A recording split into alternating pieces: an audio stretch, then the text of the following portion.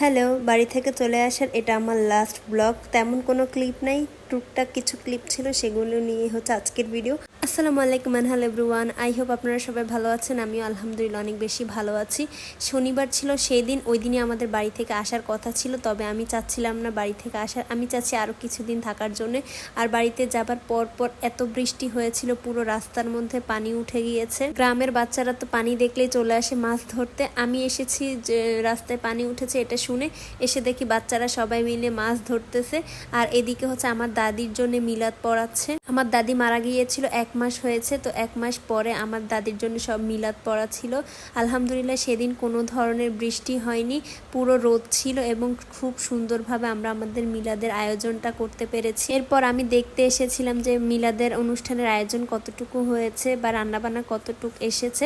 আমাদের পুকুরেও হচ্ছে অলমোস্ট পানি একবারে টইটুম্বুর হয়ে গিয়েছে ভোরে। আর 2-3টা বৃষ্টি হলে উপরের দিকে পানি উঠে যাবে। পুকুরের পাশে হচ্ছে সুন্দর সুন্দর গাছ লাগিয়েছে, পেয়ারা গাছ, পেঁপে গাছ, ফুল গাছ, মোটামুটি সব গাছই বন্যায় মরে গেলেও 2-3টা গাছ ছিল, সেগুলোতে খুব সুন্দর ফল ধরেছে।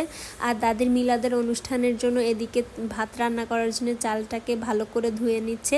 আর আমাদের কাকাদের গাছে এই একটা অবশিষ্ট কাঁঠালি ছিল। এরপর আমাদের মিলাদের রান্নাবান্নাও শেষ এবং আয়োজন শুরু হয়ে গিয়েছিল। ছেলেদের আগে হচ্ছে মেয়েদেরকে খাইয়ে দিচ্ছে, ছেলেরা সবাই নামাজ পড়ে এসে খাবে। এরপর আমি আমার কাজিনদের সাথে দুষ্টামি করতেছিলাম।